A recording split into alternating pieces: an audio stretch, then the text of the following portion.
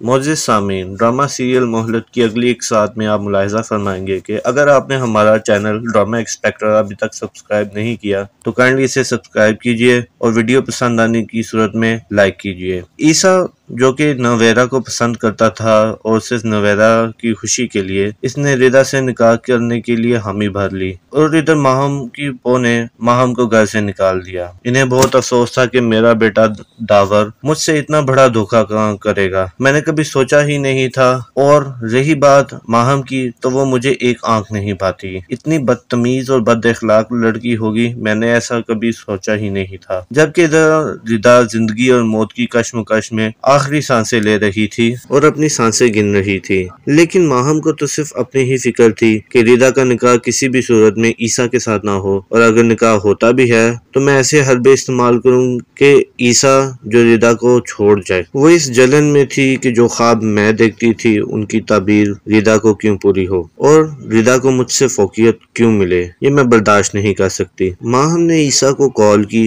और उसे कहा कि रिदा की शादी तुमसे हरगिज नहीं होने देंगे और तुम चुपचाप यहाँ से चले जाओ, ना ही इस शादी पर मैं राजी हूँ और ना ही रिदा के वालिदैन। ईसा गुस्से में आकर कहता है कि आप खुद ही कौन है इस शादी को रोकने वाली। आगे से रिदा की बहन माहम कहती है कि मैं उसकी बहन हूँ और जैसा मैं कहती हूँ वैसा ही होता है। इधर दावर भी बहुत परेशान था, इसे माहम का रवैया समझ में नहीं था आ रहा। वो सोच रहा था कि कहीं माहम मुझसे उकता तो नहीं गई। मैं तो माहम से सच्ची मोहब्बत करता हूँ और उससे जुदा नहीं हो सकता और उसकी जुदाई कहीं मुझे मार ही ना डाले। माहम हमेशा एक ऊंची उड़ान भरना चाहती थी, वो चाहती थी कि इसके मुकाबले में कोई दूसरा ना हो, लेकिन माहम का गुरूर और तकब्बुर एक दिन खाक में मिल जाएगा और वही नवेरा जिसको वो नीचा दिखाती थी वो इतनी आगे बढ़ जाएगी माहम के वहमो गुमान में भी नहीं था। मोअज़्ज़िज़ सामीन, अगर आपने हमारे चैनल ड्रामा एक्सपेक्टर को सब्सक्राइब नहीं किया तो काइंडली इसे सब्सक्राइब कीजिए और वीडियो पसंद आने की सूरत में